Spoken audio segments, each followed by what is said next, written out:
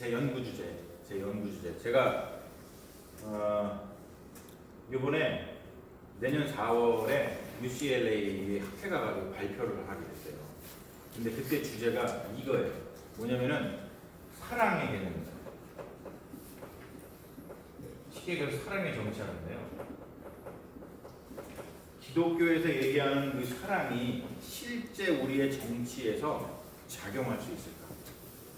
왜냐면 이거 가지고 사회가 너무 충돌, 분열이 너무 많아요. 그런데 이걸 가지고서는 얘기했던 분들이 많이 있거든요. 우리가 잘 아는 뭐 어거스틴이라든지 아까 제가 했던 한나 아렌트가 그 어거스틴의 그 사랑을 분석하면서 실제로다가 이 사랑이라고 하는 개념을 가지고 세계의 어떠한 그 사랑, 세계가 어떻게 평화롭게 공동체를 세워나갈 수 있을 것인가 그 얘기를 굉장히 하고요. 그리고 제가 지난주에 그 칼럼에 썼습니다만 등장을 한 인물이 누구죠? 안창호 이분이요. 엄청 그 사랑, 이 성경에 나오는 사랑이라고 하는 개념을 가지고 실제 자기가 하는 그 정치에 이 사랑의 개념을 가지고 적용을 하신 분이에요. 그래서 그거를 연구해가지고 제가 이제 UCLA 가서 발표를 내년 4월에 하게 되는데 바로 그거예요. 공동체를 세우는데 자유와 평등의 개념만 가지고 너무 힘들어. 그래서 진짜 공동체는 뭐가 필요하냐면 이거를 다 아우르는 사랑이 필요합니다.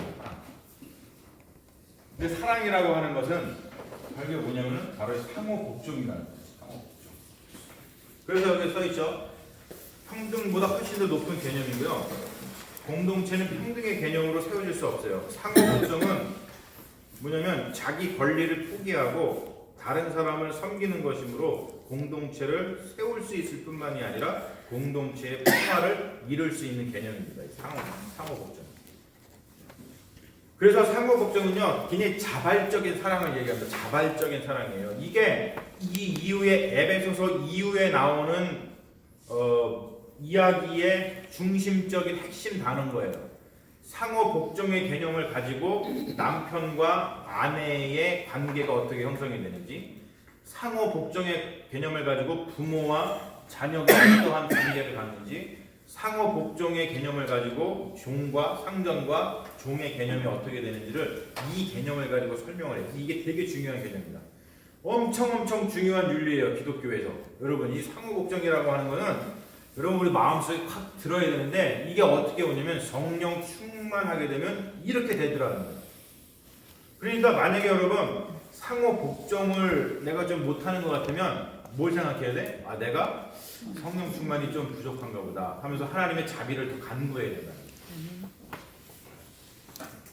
그래서 상호 복종은 그리스도를 경외함, 포보스에서 온다는 거예요. 이 포보스라고 하는 말은 되게 희한합니다. 공포도 아니에요. 나 무서워.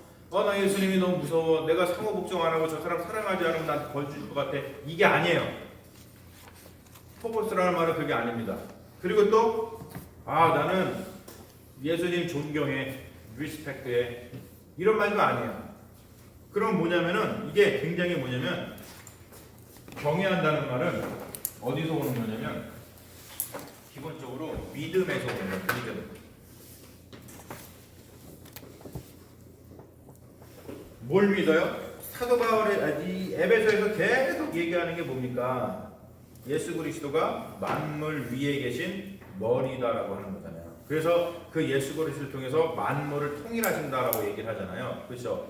그러한 복음, 만물을 통일하시는, 그래서 우리를 하나 되게 하시는 그 예수 그리스도, 그분이 예수 그리스도다라고 하는 것을 믿는 믿음이 있으면 거기서 우리가 상호 복종이 온다는 거예요. 왜? 하나님 예수 그리스도가 뭐 하신다고요? 하나님이 예수 그리스도를 통해서 만물을 통일하신다고 했잖아요. 남자나 여자나, 그렇죠? 부모나 자녀나 종이나 뭐 상전이나 종이나 구별이 없고 다 예수 그리스도 안에서 하나가 되게 하신다 그랬잖아요. 이 복음을 믿으면 당연히 상호 복종이 온다는 거예요. 그러니까 믿음에서 오는 거예요, 이거는. 그러니까 여러분 우리가 얼마나, 그러니까 먼저 상호 복종은 내가 얼마나 예수 그리스도를 경외하는지, 즉 예수 그리스도를 누구로 생각하는지, 예수를 믿는지 아닌지에 대한 척도가 되는 거예요. 그래서 가정에서도 내가 부부 사이에 상호 복종의 원리를 가지고 살아가는지를 보면, 내가 부모와 자녀 간에서도 내가 상호 복종의 개념을 가지고서 내가 자녀들을 양육하는 것을 보면, 또는 내가 이제 종이 없지만 그런 관계 속에서 상호 복종 가운데 있는 것을 보면 내가 예수를 누구로 생각하는지에 대한 나의 믿음이 거기서 드러난다고 하는 것이죠. 그래서 제가요, 이 상호 복종의 개념을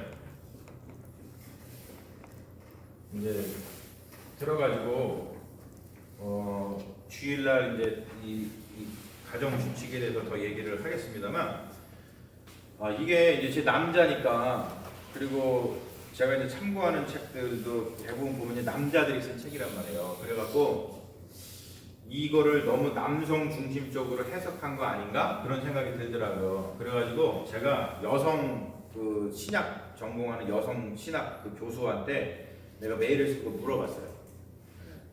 그 교수님한테, 여자 교수님한테 뭐라고 물어봤냐면, 상호 복종이라고 하는 개념을 가지고 남자와 여자의 관계라든지 부모와 자식 간의 관계를 에베소서를 연구하다 보니까 합니다. 그러면은 여성 진학자들, 페미니스트들의 관점에서 이 구조를 어떻게 해석을 하고 있습니까? 제가 해석하고 있는 게 맞습니까? 라고 물어봤는데, 여성 신학자들도 상호 복종이라는 개념으로 이 본문을 해석한대요. 그러니까 장 목사가 굉장히 공평한 거야. 남성 편향적이 아닌 거예요, 그렇죠? 내가 남성 편향적인지 아닌지를 확인하기 위해서 애써 일부러 편지를 써가지고 물어봤다니까요. 복종이라는 단어 자체에 이제 좀 그렇죠. 복종이라는 단어가 이제 우리가 있지만, 이 복종이라고 하는 말은 우리나라 말로 이게 옮겨서 그런데 제가 여기 써놨잖아요. 휘포타소마이라는 거예요. 자발성입니다. 복종에는 어떠한 강제성이 없어요. 이 말에는 우리나라 말로 복종이라는 말로다가 이렇게 옮겨놔서 그런 거지. 그게 이제 우리가 우리가 이제 그 언어가 한계가 있으니까 거기에 우리의 이제 선입관이 있어서 그런데, 헬라어 자체 휘포타소마이라고 하는 말에는 그러한 강제성이 없어요. 정말로 사랑 안에서 자발적으로 서로 사랑하게 되는 거예요. 복종하게 되는 거예요. 그 의미입니다. 그래서 여러분, 우리가 이 어떤 성령 충만의 지속성이 굉장히 중요하잖아요. 그래야지만 이러한 것들이 계속 벌어지잖아요. 우리가 사랑하는 것도 서로 상호 복종하는 것도 말이에요. 어느 때는 기분 좋다고 막 복종하다가 그 기분 안 좋으면 막 분림하고 막 가정폭력이 일어나. 그러면 안 되잖아요. 그렇죠? 그러니까 가장 중요한 게 뭐예요? 성령 충만이 지속되는 거란 말이에요. 지속되는 거.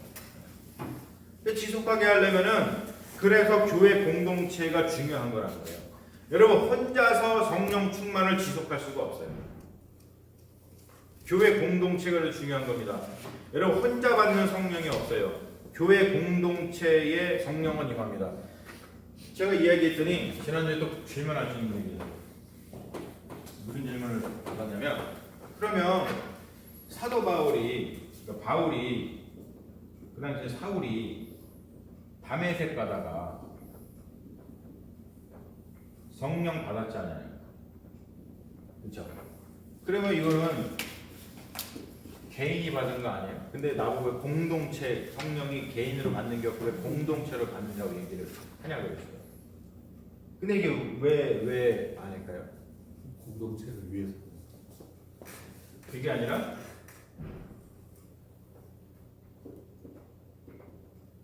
공동체 안에서 받는 거죠. 왜요? 바울이 받은 성령이 다른 성령이에요? 아니에요. 교회에 내린 성령이었단 말이에요. 그리고 사울이 성령 받아가지고 이제 막 예수님 만나서 막 이렇게 했을 때 이 사람이 엉뚱한 사람한테 가가지고 보냄을 받아요? 그게 아니죠. 교회 공동체로 보냄을 받잖아요. 거기서 이제 안수를 받고 이 사람이 이제 다시 눈을 회복하고 그러잖아요. 그래서 우리는 완전히 교회 공동체에 내린 성령에 대해서 굉장히 간과하는 경우가 있어요. 이 너무 요즘에는 개인주의가 너무 심해가지고요. 그냥 성령도 네 성령하고 내 성령하고 다르다는 식으로 이렇게 한단 말이에요. 네? 최근에 보니까 그 장기야 아시죠? 장기야와 얼굴들. 가수. 네. 얘가 그 신곡을 냈더라고. 신곡이 되게 웃기네. 그거 한번 들어보세요. 장기야와 얼굴들이 낸 그 신곡이 있어요. 그게 뭐냐면은 결국에는 이거야. 이 얘기야. 뭐 누가 무슨 얘기를 하든 그거는 네 얘기고 그거는 네 얘기고 그건 네 생각이고 나는 그렇게 생각 안 해. 그건 네 생각이고 이렇게 살라는 거예요. 네? 근데 그게 어떻게 보면 참 뭐 좋은 말 같지만 어떻게 보면은 굉장히 공동체성을 깨트리는 거거든요. 그러다 보니까 이 공동체 내에서도요 자꾸 성령이 내가 받은 성령하고 네가 받은 성령하고 다르다고 생각해. 그리고 또 내가 받은 성령의 분량하고 네가 받은 성령의 분량하고 다르다고 생각해. 그래서 이게 보면은 성령이 그렇게 되면요 어떤 일이 벌어지냐면 이것 때문에 뭐가 오냐면 차별이 와야죠. 소외가 오고. 왜냐면 나는 성령을 받았는데 네하고는 차원이 달라 이런 거예요. 네가 받은 성령하고는 차원이 달라 이렇게 생각한다는 겁니다. 이렇게 돼버리면은 이게 굉장히 이 신앙이 개인적으로 가거든요. 그러면 아주 위험합니다. 여러분 꼭 기억하시죠. 성령은요 절대 개인에게 내리지 않습니다. 공동체에 내린다는 거예요. 그 말은 뭐냐면 공동체 안에서 내리는 거예요. 물론 내가 성령 그 공동체 안에서 받지만 내가 개인적으로 받지만 공동체를 떠나서 성령을 생각할 수가 없어요. 왜냐면 저 사람이 받은 성령하고 내가 받은 성령하고 다른 성령이 아니라 같은 성령이기 때문에 그렇습니다. 사도 바울이 계속 예배에서 얘기하는 게 그거 아니에요. 우리가 하나의 하나님, 한 주요, 한 예수님, 한 성령님을 믿는 사람들이라는 거죠. 그게 너무너무 중요한 건데 요즘에 너무 이렇게 좀 만나는 분들 이렇게 가르치고 뭘 하다 보면은 성령 자체도 이게 굉장히 개인주의적인 생각을 많이 갖는 그런 분들이 있어요. 그러면 안 됩니다. 성령은 그렇기 때문에 우리가 여기 제가 지금 무슨 말을 써놨지만 다 같이 공부를 잘하는 게 중요하지 나 혼자 공부 잘하는 거 소용이 없어요. 그래서 집단 지성이 중요하잖아요. 집단 지성. 여러분 우리가 지금 이렇게 살아갈 수 있는 이유가 뭐예요? 우리가 지금 100세 세대를 살아갈 수 있는 이유가 뭐죠? 100세를 집단 지성 때문에 그래요. 공동체를 이루고 있어 살아가가지고 여러분 혼자서 무인도에서 살아가 보세요. 100세까지 못 삽니다. 네. 뭐한테 잡혀먹거나 아니면 병에 걸려서 그냥 죽어버리거나 아니면은 뭐해서 어떻게든 죽죠? 외로워서 죽고 외로워서. 네. 사람은 죽는 이유가 굉장히 많은데 굶어 죽기도 하죠. 외로워서 죽고 또 뭐해서 죽어요? 열받으면 죽어요. 네. 열받지 마세요. 죽는 이유가 다양하잖아요. 그 금방 죽습니다. 못 살아요 오래. 그런 것처럼 집단 지성 때문에 우리가 지속적으로 오래 사는 거거든요. 그래서 여기 제가 써놨죠. 집단 영성. 되게 중요한 거예요, 여러분. 교회 공동체가 집단적으로 그 영성이요 이렇게 충만하고 서로가 서로를 돕고 서로가 서로의 영안에 충만해져야지만 교회가 아주 그냥 이렇게 롱런하면서 아주 큰 일을 행할 수 있는 거지. 나 혼자 그냥 막 뭐랄까요 공부 잘하면 안 돼. 네? 나 혼자 공부를 잘해서 나 혼자 스탠포드 갔어. 그럼 나머지는 다 뭐야? 다 이 모자란 것들 아니에요? 그런 영성은 없다는 거야. 우리 기독교에서는. 여러분 꼭 기억하십시오. 그래서 성령의 능력 안에 있는 교회, 상호 복종 안에 있는 교회라는 뜻이에요. 그게 성령의 능력 안에 있다면은 상호 복종 안에 있는 교회, 즉 사랑이 충만한 교회라는 그런 뜻이죠. 여러분 이런 교회를 세워나가자는 거예요. 할렐루야. 이런 교회 우리가 정말로 성령 충만한다면 사랑이 충만해지는데 그러면 나타나는 현상이 상호 복종이라는 거예요. 서로를 존중해 준다는 것이죠. 서로를 세워주고 그렇죠. 내가 좀 나의 권리를 포기하고 내가 좀 더 희생하고 그러면은 교회가 세워져요. 이렇게 아주 평화롭게 세워진단 말이에요. 네. 근데 이제 그게 안 되면은 아주 교회가 힘들어지죠. 그거는 원래 교회 모습이 아니에요. 그러니까 우리가 하나님이 원하시는 교회가 무엇인지를 오늘 말씀을 통해서 충만히 우리가 알 수 있을 거라고 믿습니다. 그래서 여러분 이게 좀 잘 우리 지켜지는 너무 아름답잖아요. 상호 복종, 사랑이 충만한 교회, 성령이 충만한 교회 얼마나 아름답습니까? 저는 이런 교회를 꿈꿉니다. 이게 제 꿈이 아니고 이건 예수님의 꿈이잖아요, 그렇죠? 하나님 말씀이니까 우리가 다 같이 동일한 꿈을 꾸는 예수 그리스도의 자녀 아닙니까? 이걸 같이 꿈을 꾸면서 이러한 교회 공동체를 세워 나갔습니다. 자, 여러분 저 질문 있으세요? 다음 주 토요일 날 마지막 강의합니다. 다음 주 토요일 날 다 이렇게 준비 다 돼 있는데요. 그러니까 마지막 토요일 날 강의를 하니까 다시 오셔가지고. 근데 그런 교회가 그냥 되는 건 아니잖아요. 그렇죠. 계속해서 우리가 이거는 말씀 충만? 그렇죠. 우리가 계속해서 아까 얘기했듯이 노력이 필요해요. 말씀 안에 그렇게 들어가려고 그러고 서로 기도하고 서로 이런 노력이 들어가면 그 안에 성령 충만이 또 우리에게 임해가지고 하나님과 우리가 여기 앞에서 예수 그리스도 안에 그러니까 이제 아까 얘기했듯이 그 교회력 예수 그리스도의 시간 안에 우리를 자꾸 넣는 거죠. 네. 시간을 갖다 우리가 해방시켜서 딴 데 뺏겨 있는 시간을 해방시켜서 예수 그리스도 안에 이렇게 집어넣는 거예요. 근데 이게 단순히 그냥 우리가 막 바깥에 하면 안 되고 그냥 막 교회에서 살아야 되는 그 이단이지. 그런 뜻이 아닌 거 아시죠? 그게 아니고 우리의 삶 전체가 예수 그리스도의 시간으로 채워져야 된다는 거예요. 교회와 뭐 상관없이 모든 우리의 삶이. 그래서 교회력으로 살아가는 게 되게 중요하다. 그걸 우리가 교회에서 계속 배우는 거고 그리고 배운 대로 세상에 나가서 그대로 사는 거예요. 그게 중요하다는 말씀입니다. 자, 우리 기도하고 마치겠습니다. 그럼.